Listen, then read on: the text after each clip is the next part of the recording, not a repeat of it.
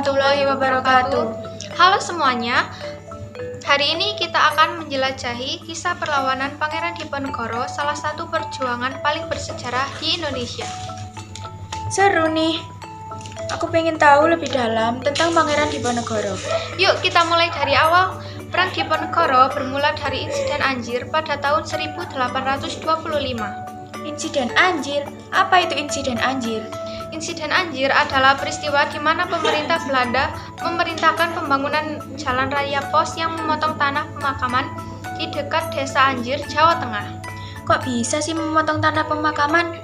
Ya, ini merupakan penghinaan besar bagi orang Jawa. Mereka menganggap tanah pemakaman sebagai tempat yang suci dan tidak boleh diusik. Pangeran Diponegoro pun merasa sangat terhina dan mempertimbangkan untuk melakukan perlawanan. Lalu, apa yang dilakukan oleh Pangeran Diponegoro? Pangeran Diponegoro kemudian melakukan perlawanan dengan taktik gerilya dari markasnya di Selarong. Selarong? Di mana itu Selarong?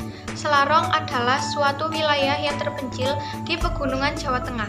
Di sana, Pangeran Diponegoro menghindari serangan Belanda dan mengatur strategi perang bersama para pemimpin lokal. Perlawanan Pangeran Diponegoro semakin luas dan menjangkau banyak daerah di Jawa. Beliau mendapatkan dukungan dari berbagai kelompok masyarakat, termasuk para pemimpin lokal dan rakyat biasa. Perlawanan ini membuat Belanda kesulitan mengendalikan situasi. Kok bisa sih Pangeran Diponegoro mendapat dukungan luas? Ya, Pangeran Diponegoro sangat mencintai rakyatnya dan memperjuangkan keadilan bagi mereka. Beliau menolak kekejaman Belanda dan mengutamakan kesejahteraan rakyat. Terus, bagaimana cara Pangeran Diponegoro berperang? Pangeran Diponegoro menggunakan taktik gerilya yang sangat efektif.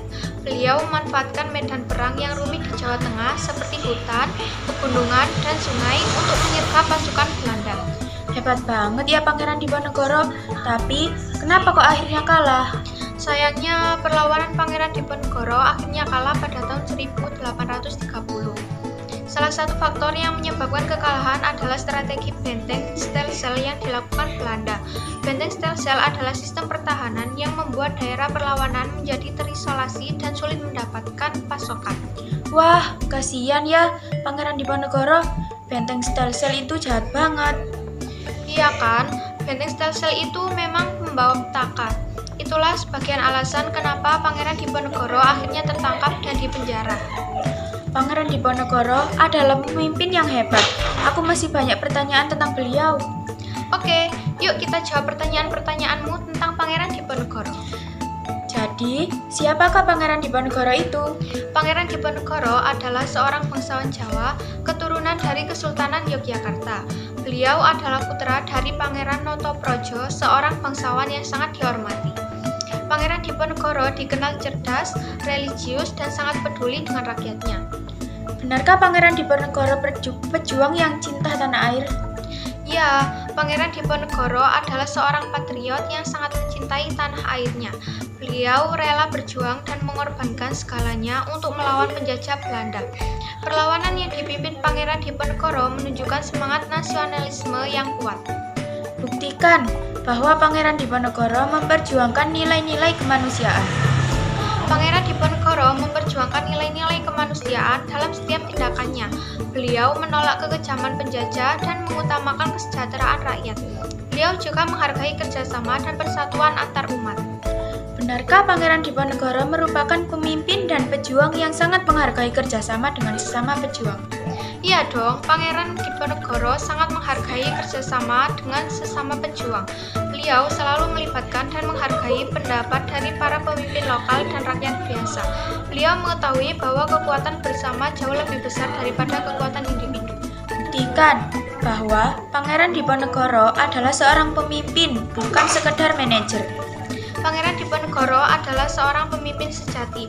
Beliau tidak hanya menjalankan tugas dan melakukan strategi perang. Beliau juga mampu menginspirasi dan memotivasi rakyatnya untuk berjuang bersama.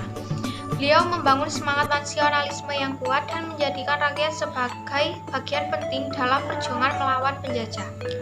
Dalam berjuang, Pangeran Diponegoro tetap mendasarkan pada nilai-nilai kesyukuran dan keimanan. Coba tunjukkan buktinya. Pangeran Diponegoro adalah seorang muslim yang taat. Beliau selalu berdoa dan memohon petunjuk kepada Allah sebelum melakukan sesuatu. Perjuangannya selalu didasarkan pada nilai-nilai agama seperti keadilan, kejujuran, dan kasih sayang. Pangeran Diponegoro adalah sosok yang sangat memperhatikan nilai-nilai agama dan keimanan dalam kehidupannya. Beliau meyakini bahwa kekuatan iman sangat penting dalam menjalankan perjuangan melawan penjajah. Wah, keren banget ya. Pangeran Diponegoro benar-benar seorang pemimpin yang hebat. Pangeran Diponegoro adalah seorang pahlawan yang menginspirasi kita untuk selalu berjuang demi kebenaran dan keadilan. Beliau menunjukkan bahwa kita bisa meraih kemenangan meskipun menghadapi tantangan yang berat. Terus, apakah benar Pangeran Diponegoro dipenjara? Iya, benar. Pangeran Diponegoro akhirnya ditawan Belanda di Magelang pada tahun 1830. Beliau diasingkan ke berbagai tempat seperti Batavia, Manado, dan akhirnya meninggal di sana pada tahun 1855. Sedih ya, Pangeran Diponegoro dipenjara dan meninggal di tempat asing. Meskipun Pangeran Diponegoro kalah dalam perang, kisahnya tetap menginspirasi kita semua. Beliau adalah pahlawan yang pantang menyerah dan selalu memperjuangkan kebenaran dan keadilan. Terima kasih, aku jadi banyak tahu tentang Pangeran Diponegoro. Sama-sama, semoga kisah Pangeran Diponegoro dapat menginspirasi kita semua untuk menjadi pribadi yang berani, bijaksana, dan mencintai tanah air. Sampai jumpa.